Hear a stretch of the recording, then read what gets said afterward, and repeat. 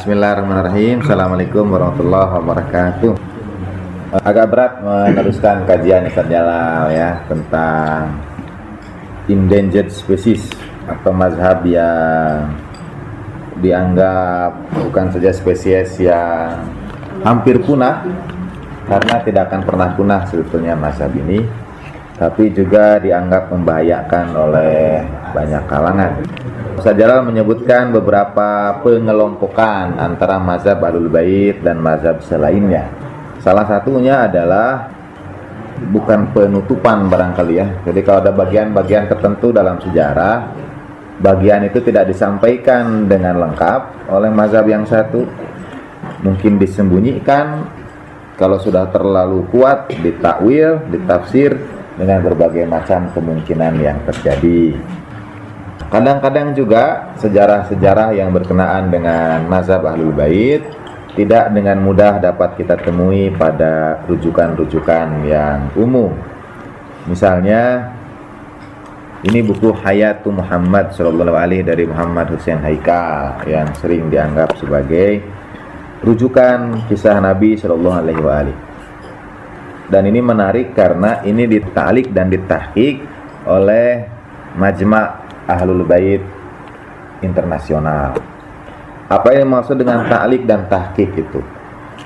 Beliau, Muhammad Hussein Haikal, menulis buku ini, tapi tidak ada catatan kakinya. Tidak ada dirujuk dari kitab mana, tafsir mana, tarikh mana. Apa yang ada di dalam Sirah Nabawiyah ini. Oleh tim dari Majma' Ahlul Bait, semua keterangan yang ada di situ dicarikan dalilnya. Hebat, sudah dicarikan dalilnya. Muhammad Hussein Haikalnya sendiri tidak memuat, ini dicarikan dalilnya. Misalnya ada bagian begini. Dalam satu riwayat Nabi berkata seperti ini. Dalam riwayat yang lain berkata itu. Nah, riwayatnya yang di mana yang berbeda itu tidak ada rujukannya. Tapi oleh tim dari Majma' Ahlul Bait dicari.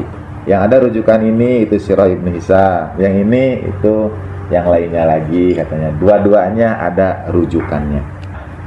Salah satu bagian dalam sejarah Islam yang menurut saya sangat penting dan hilang dari tengah-tengah kita adalah kehidupan Nabi Shallallahu Alaihi di pengucilan di Syi'ib Abi Thalib.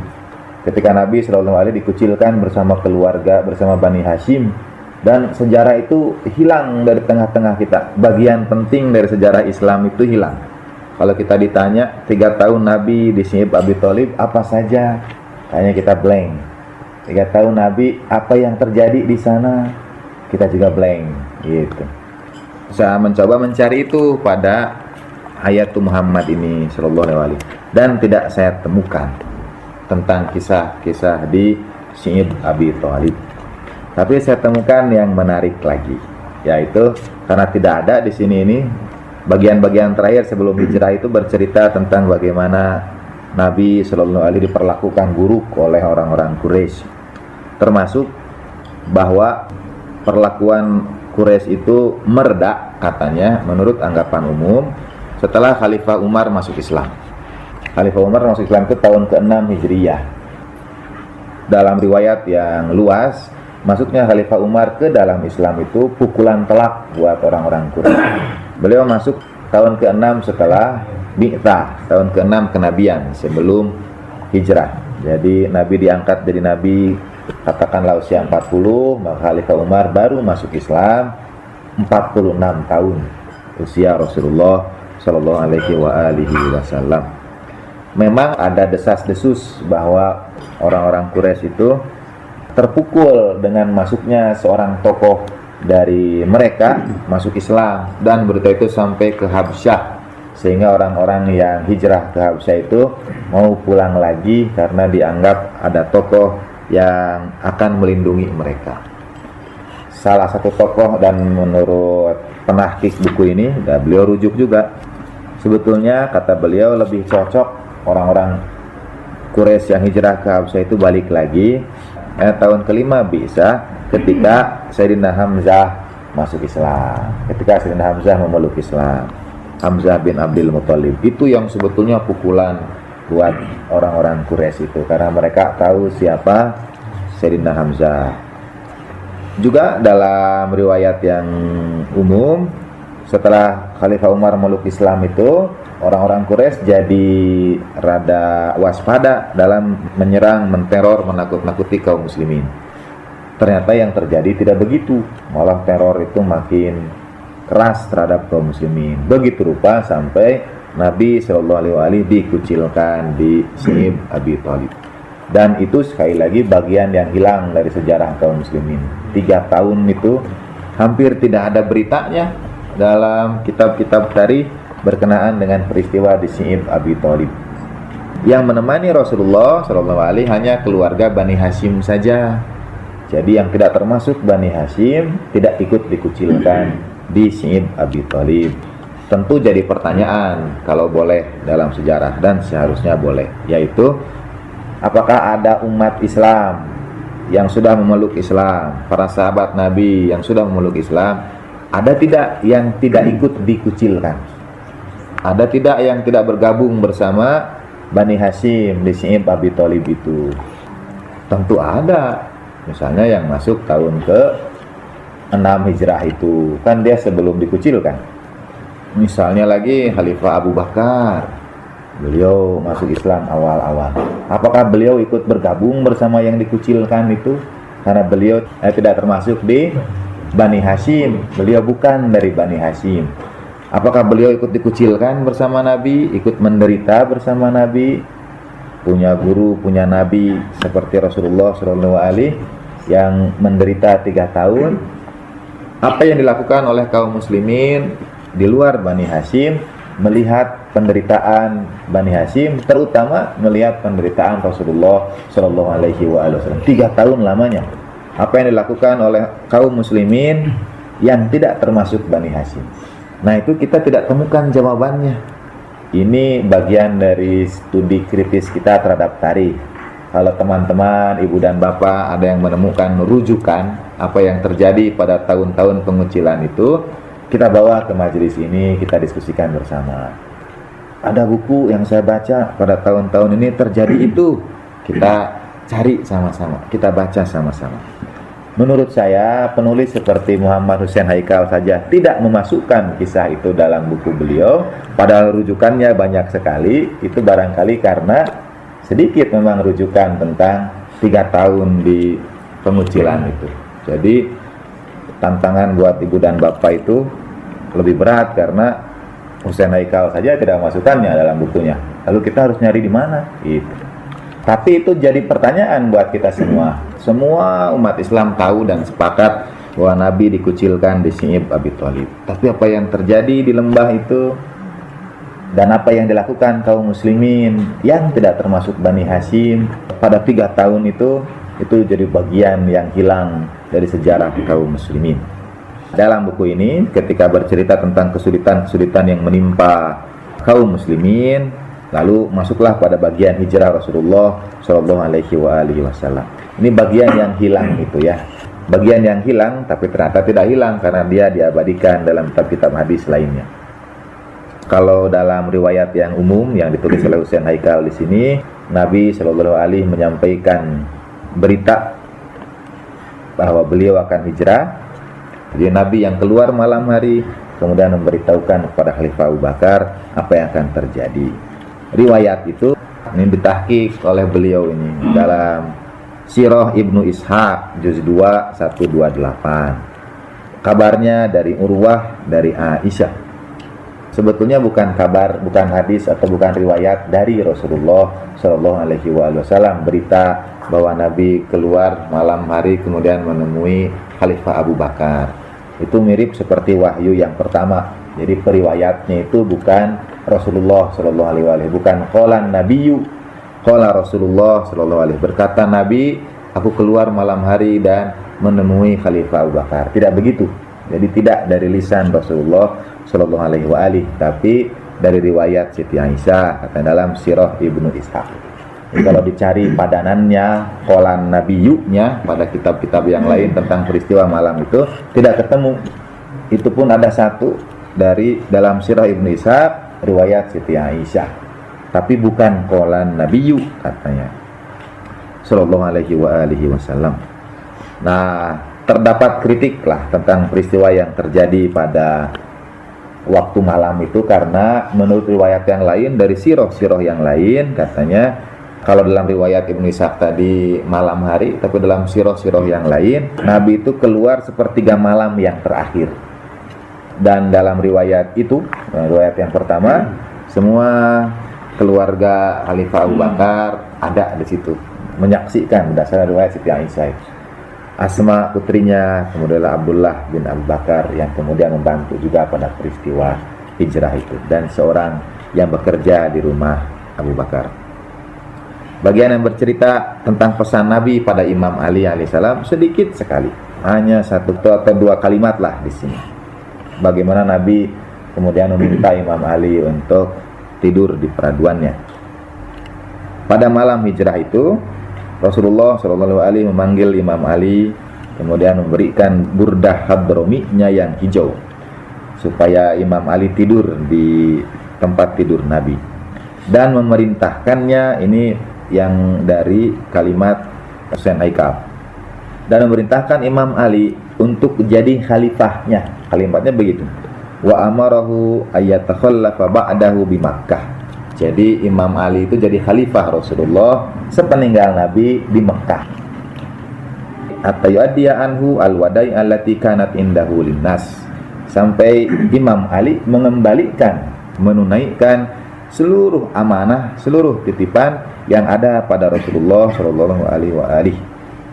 Jadi Imam Ali mengembalikan seluruh titipan orang yang dititipkan kepada Rasulullah Sallallahu Alaihi Wasallam. Diperintahkan Imam Ali untuk mengembalikannya. Karena itu Nabi sebetulnya digelari Al-Amin, bukan saja karena Nabi jujur, tapi karena Nabi itu yang dapat dipercaya dalam urusan titip menitip barang amanat. Para pedagang Quraisy waktu itu kalau mereka pindah ke berbagai tempat, kemudian mau menitipkan barang, tidak ada orang yang dapat mereka percayai titip barang itu dan pasti aman kecuali Rasulullah Shallallahu Alaihi Wasallam. Artinya mereka tidak percaya kepada yang selain Nabi, tidak percaya titip barang kepada orang selain Rasulullah Shallallahu Alaihi Wasallam. Karena kalau Al-Amin itu sekedar jujur, kenapa mereka tidak percaya pada apa yang disampaikan Nabi tentang Allah Subhanahu Wa Taala, tentang agama? Mereka tidak mempercayainya.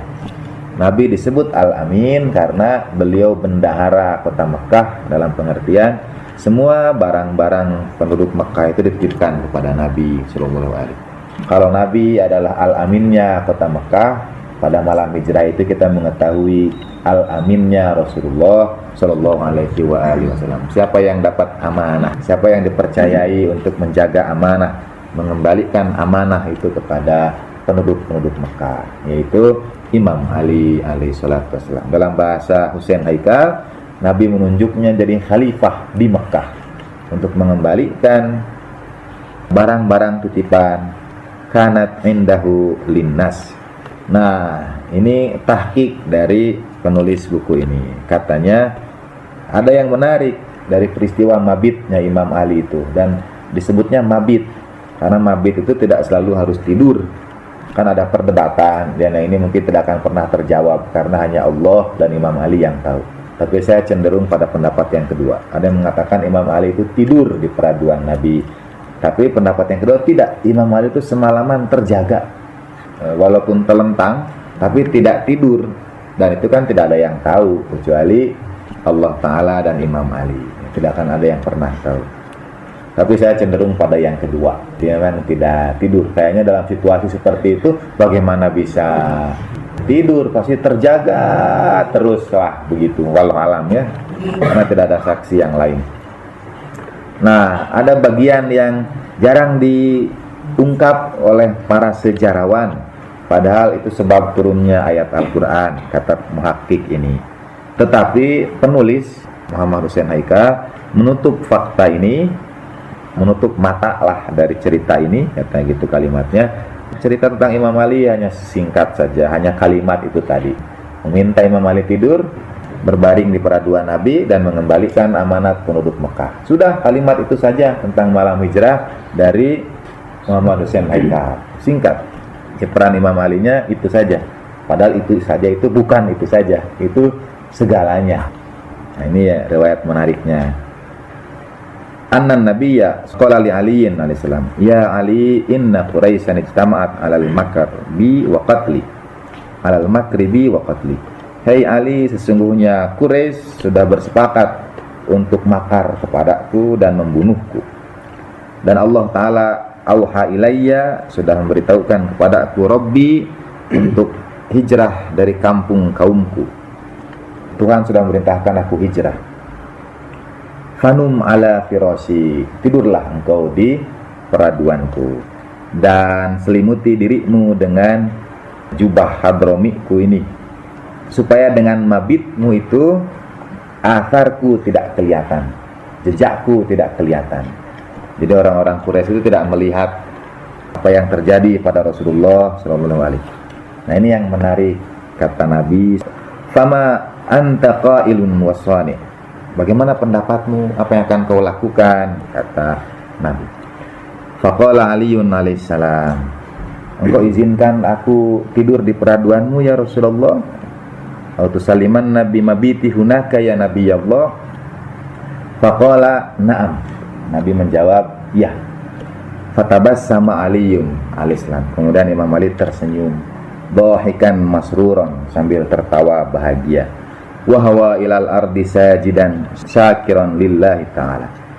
Engkau izinkan aku tidur di tempatmu ya Rasulullah? Ya, kata Nabi. Kemudian Imam Ali tersenyum, tertawa bahagia, dan telungkup ke bumi, sujud bersyukur kepada Allah Subhanahu wa ta'ala. Riwayat hadisnya sih bunyinya begini, nanti saya sebutkan sumbernya. Lima anba'ahu Rasulullah sallallahu alaihi fi salamatihi, karena Nabi menyampaikan kabar kepada Imam Ali bahwa Nabi itu selamat.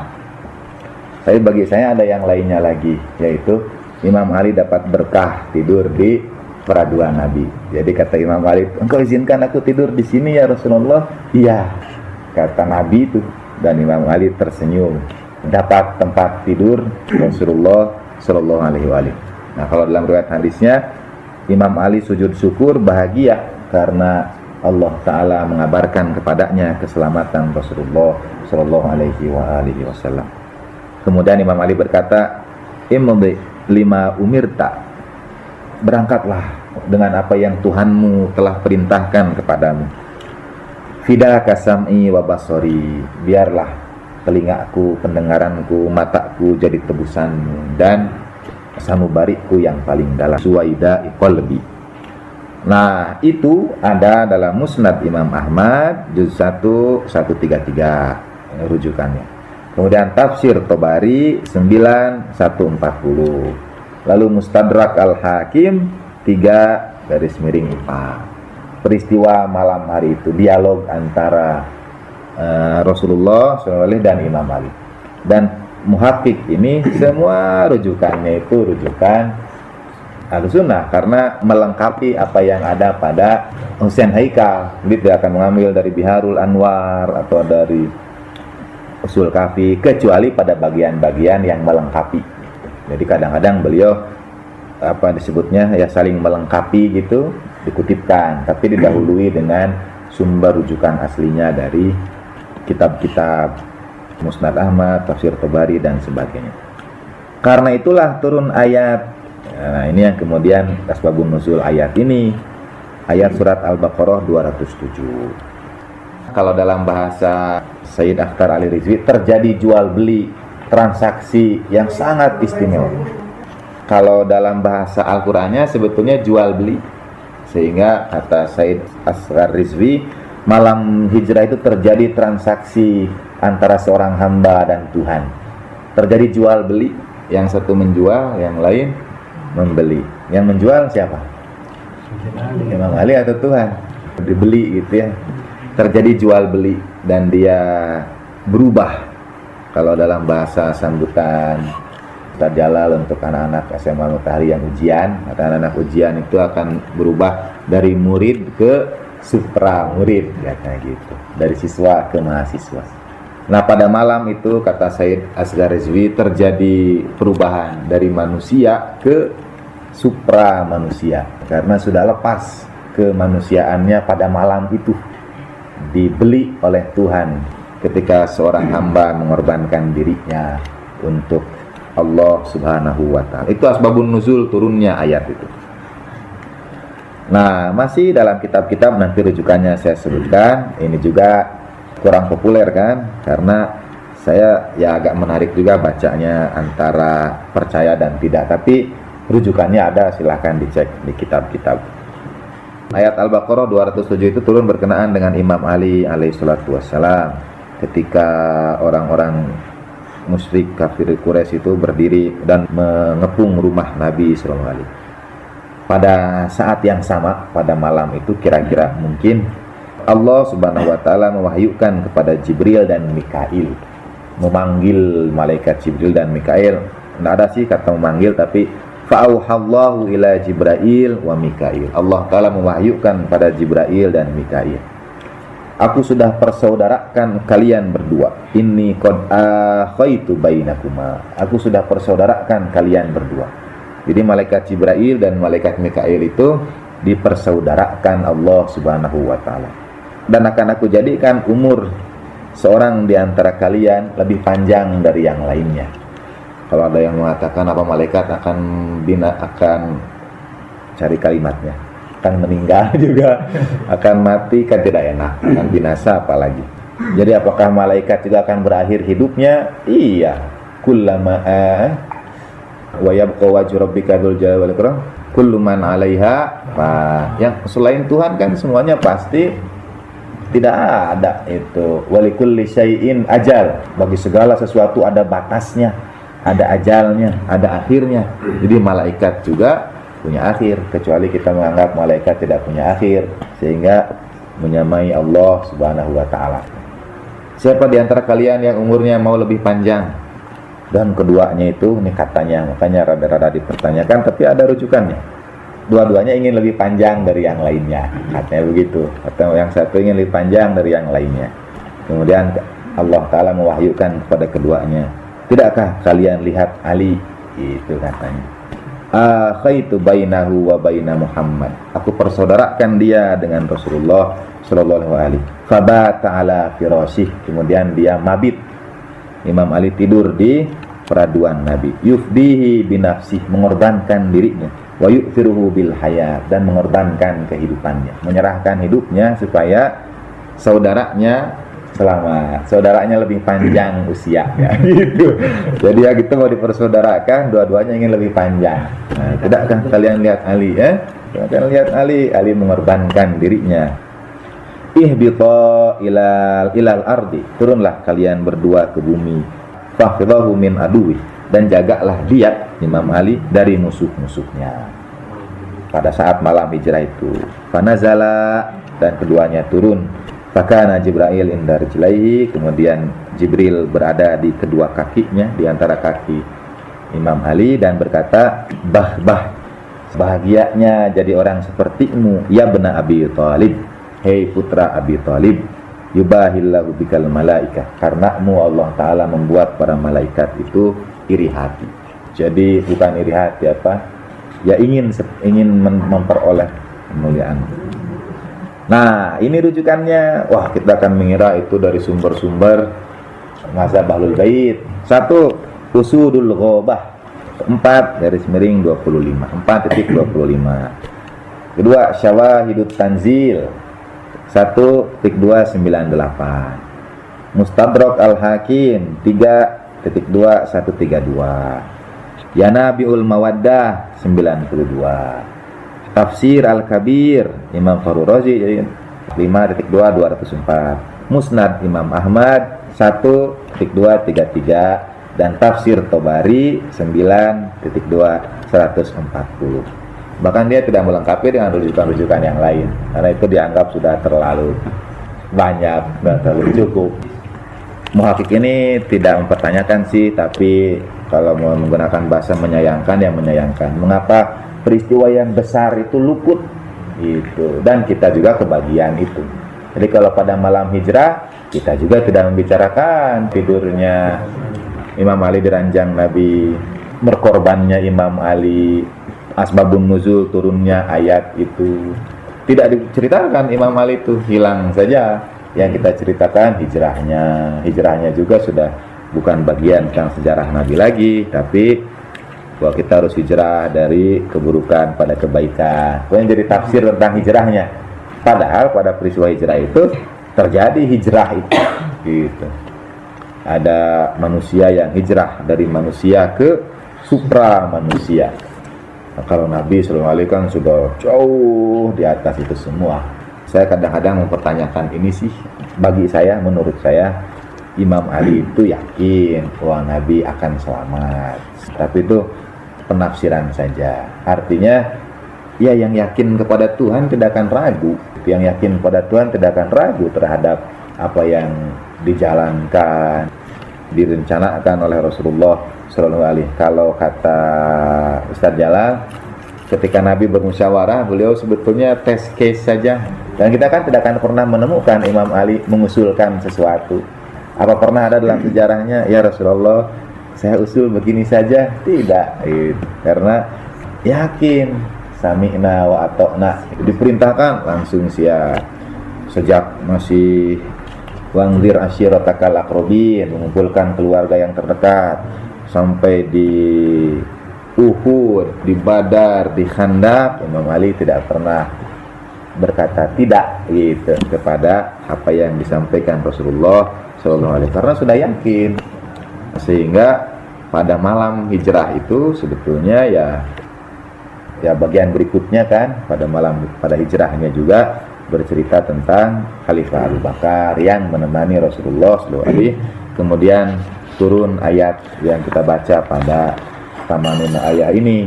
Surat berapa ayat di sini? Ayat illa tansuruhu faqad nasrahu idh yaqulu li sahibihi la tahzan innallaha ma'ana. Ketika Allah Ta'ala menolong, ketika orang-orang kafir mengeluarkan yang dua dan keduanya berada di gua, kemudian yang satu berkata kepada sahabatnya, jangan bersedih, sesungguhnya Tuhan bersama kita. Kemudian Allah Ta'ala menurunkan sakinahnya kepadanya dan memperkuatnya dengan tentara yang tidak terlihat. Ayat ini turun berkenaan dengan Khalifah Abu Bakar yang menemani Rasulullah SAW di gua. Kemudian yang satu berkata kepada sahabatnya, jangan takut, jangan sedih, jangan cemas, Tuhan bersama kita. Tapi itu tidak menjelaskan siapa berkata kepada siapa. Tentu muskil kalau kita mengatakan Khalifah Abu Bakar yang berkata kepada Nabi SAW, jangan bersedih, Tuhan bersama kita. Kemudian Nabi berkata, kan antum tahu Tuhan juga dari saya, nah gitu ya. Jadi kalau begitu, Nabi yang berkata kepada Khalifah Abu Bakar, jangan sedih, Tuhan bersama kita. Tentu bahagia bisa bersama Rasulullah SAW. Pada saat itu Khalifah Abu Bakar bersedih. Kemudian kesedihan itu ditafsir atau ditakwil bahwa beliau itu sedih karena takut ada sesuatu yang terjadi kepada Rasulullah SAW. Jadi sedih, takut ada sesuatu yang terjadi kepada Nabi. Sedihnya itu di situ karena takut. Kemudian diturunkanlah sakinah. Nah, di situ muskil lagi. Kalau takut karena Nabi ada apa-apa, maka diturunkanlah kepadanya itu ketenangan. Jadi yang tenang itu sekarang siapa? Iya, karena tadinya takut Nabi ada apa-apanya. Masa yang takutnya Khalifah Abu Bakar, tapi yang ditenangkan Nabi, kan tidak nyambung lah. Karena kemudian kami turunkan kepadanya sakinah Allah Ta'ala, dan kami perkuat dia dengan tentara yang tidak dapat mereka lihat. Yang diperkuat dengan tentara yang tidak dapat dilihat siapa? Bagi saya ya Rasulullah Sallallahu Alaihi Wasallam. Bahkan ada riwayat yang kita dengar juga waktu umroh. Jadi ada lubang-lubang di dalam gua, kemudian ditutup sampai digigit. Tangan Khalifah Abu Bakar berdarah karena menahan gigitan binatang buas. Nabi tahu tidak? Tidak. Karena kalau tahu, bagaimana mungkin Nabi membiarkan? Jadi Nabi tahu Khalifah Abu Bakar digigitin tangannya dan dibiarkan oleh Nabi. Kan rasanya Iya, tidak mungkin ada yang membiarkan. Kalau begitu Nabi tertidur. Ya, itu kemungkinan yang kedua. Jadi Nabi tidur waktu di gua dan Khalifah Abu Bakar menjaga Rasulullah Sallallahu Alaihi, kemudian tangan beliau ditutupkan sampai luka. Jadi tidak ada yang tahu tentang peristiwa luka itu kecuali beliau sendiri. Tidak ada lagi yang lain kan. Dan memang kemudian menurut riwayat itu kan Nabi lalu ludah dengan air liur Nabi SAW sembuhkan tangan Khalifah Abu Bakar itu. Sekiranya riwayat kita pegang, sudah ada mukjizat di situ. Jadi kalau kemudian datang orang-orang kafir juga, sudah ada di situ mukjizatnya, itu sudah tampak disembuhkan oleh air liur Rasulullah Sallallahu Alaihi Wasallam. Taubah 40 itu turun berkenaan dengan Khalifah Abu Bakar, sedangkan surat Al-Baqarah 207 turun berkenaan dengan Imam Ali sebagaimana yang dirujuk dalam tafsir-tafsir tadi.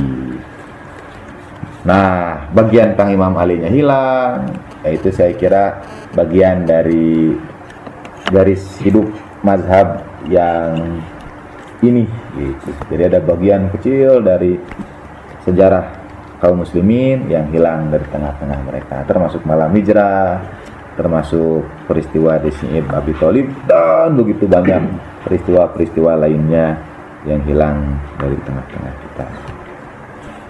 Walhamdulillahirabbil alamin, ala nabi wa alihi salawat.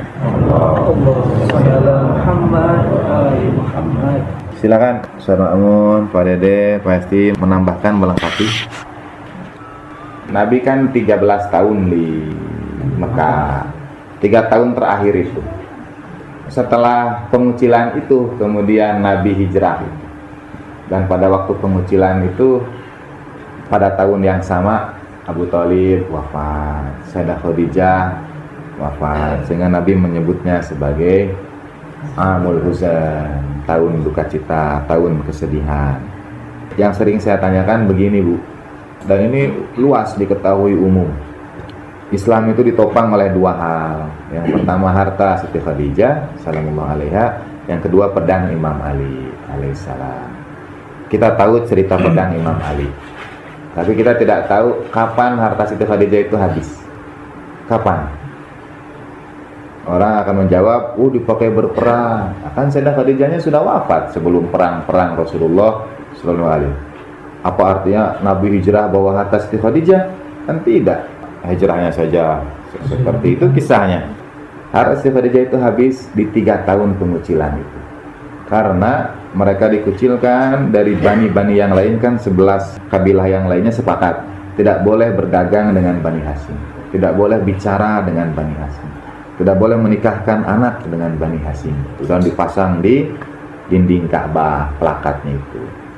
Karena tidak boleh berjualan, sedangkan keluarga Bani Hashim harus tetap hidup, maka mereka berdagang malam hari.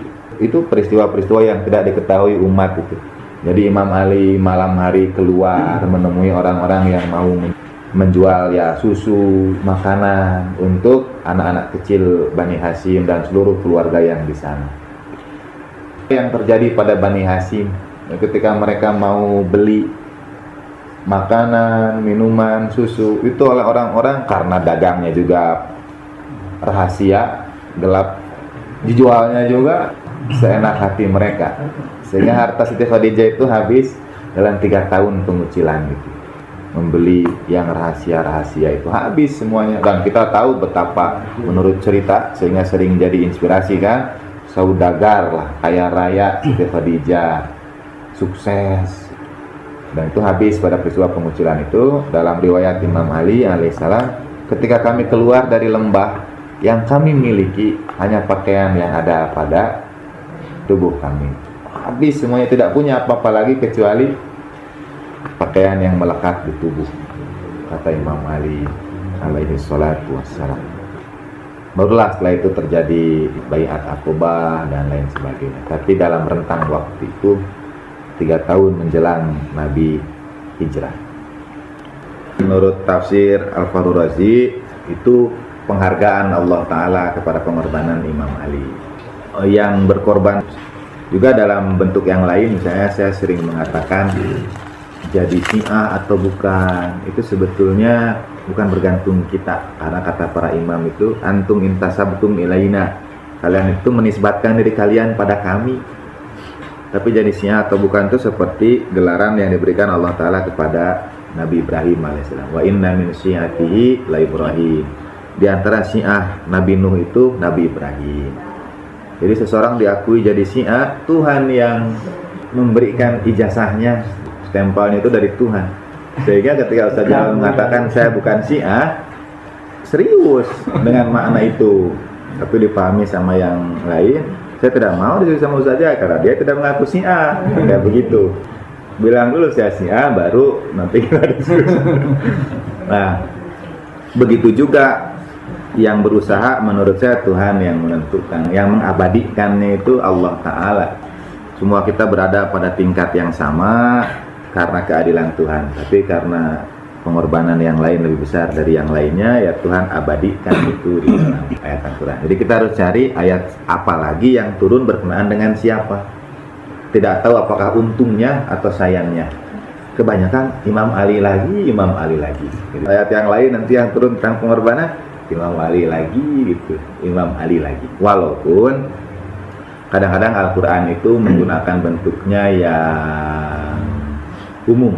Misalnya di Masjid Nabawi itu ada yang ada kata Sholihul Mu'minun itu, akan menolong Nabi itu Allah, malaikat Jibril di bab Jibril. Dan Sholihul Mu'minin, terjemahkannya orang mukmin yang soleh.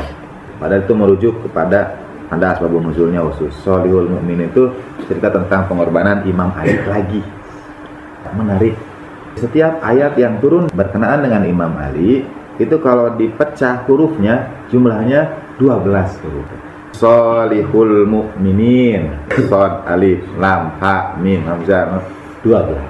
Baqiyatus Sholihat 12 gitu. Sholihul Mu'minin, Baqiyatus Sholihat 12 gitu. Mungkin yang satu itu cerita tentang 12, itu sudah subjektif. Baqiyatus Sholihat, Sholihul Mu'minin, termasuk Amirul Mu'minin. Nah, Amirul Mu'minin, Alif, Mim, Ya, Ro, Mim, Hamzah, Mim.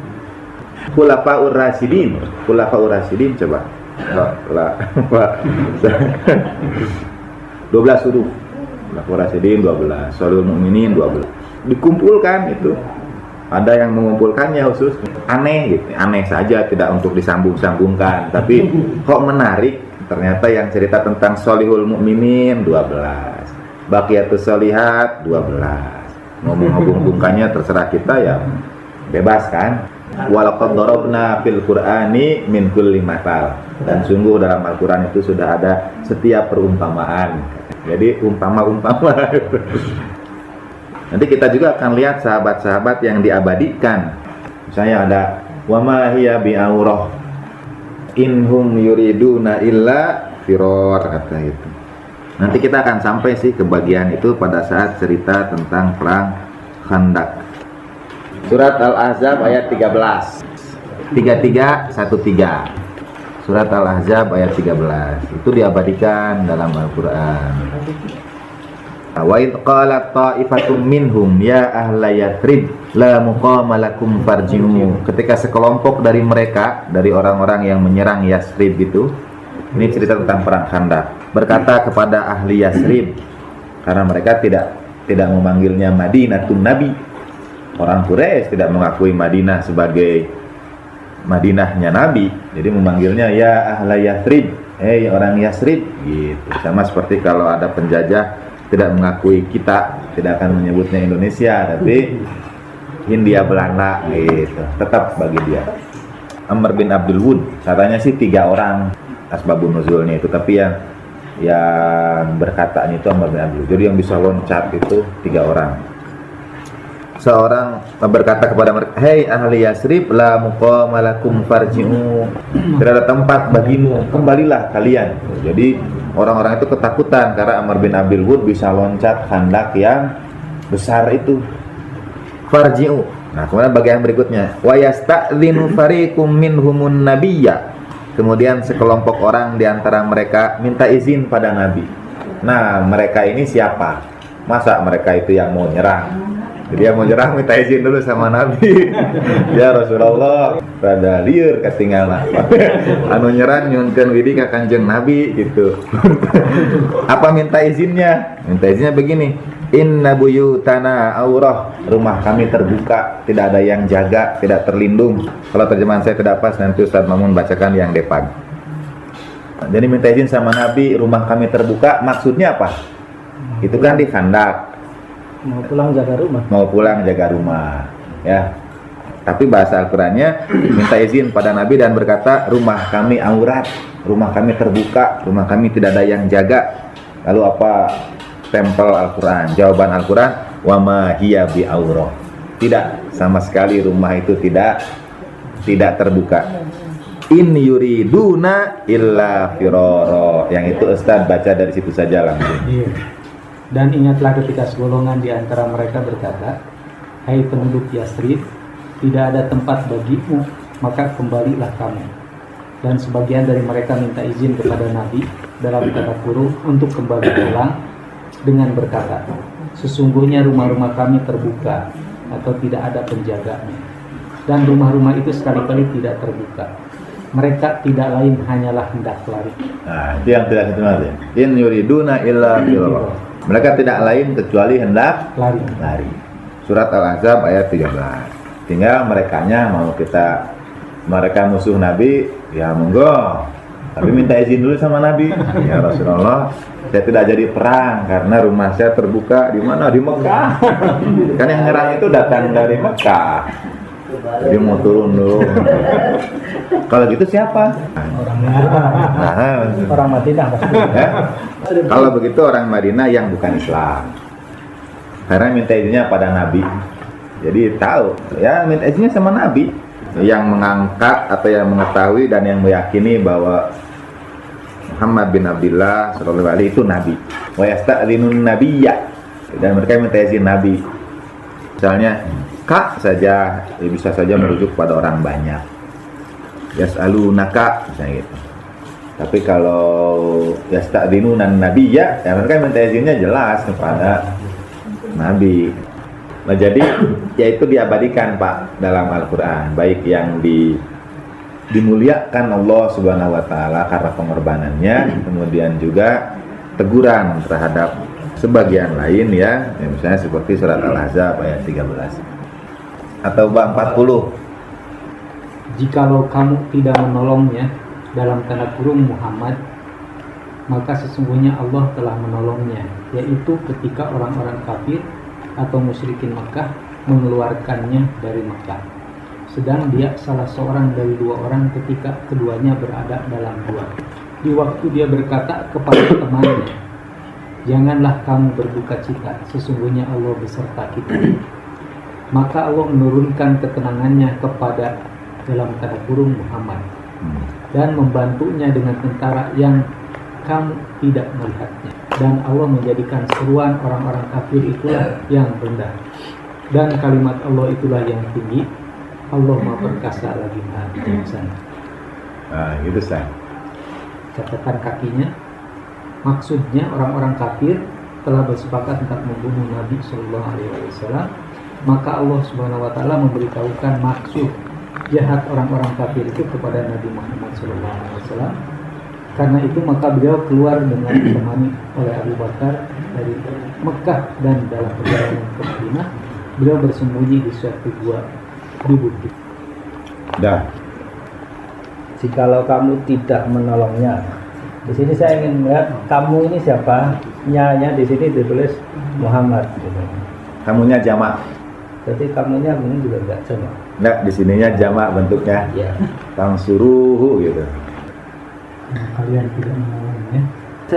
Yang saya teliti ini, saya baca ayat begini, saya ingin mencari pelaku utamanya. Saya cari sebenarnya pelaku utamanya siapa. Kalau itu contoh baik pasti Rasulullah dan ahli yang suci gitu. Rasulullah, Sayyidina Ali, Sayyidah Fatimah. Jadi kalau itu yang kurang baik pasti itu orang sekitarnya. Katanya Al-Quran ini akhlak Rasulullah, jadi pasti di situ yang baik-baik itu tentang Rasulullah dan keluarganya yang suci. Itu prinsip, bukan subjektif. Kalau ada yang nggak baik itu orang sekitarnya gitu. Yang sedang berusaha menjadi baik atau memang betul-betul akan mental menjadi sangat tidak baik gitu. Kita ini termasuk orang sekitarnya yang sedang berusaha menjadi baik, insya Allah. Sudah, Ustaz. Ya, alhamdulillah. Ala hadhi niyah wa kulli niyatin sholiyah. Ziyadatan fi syarafin nabil Mustafa Rasulullah. Wa nakhussu khususan nama sama. Bismillahirrahmanirrahim. Al-Fatihah.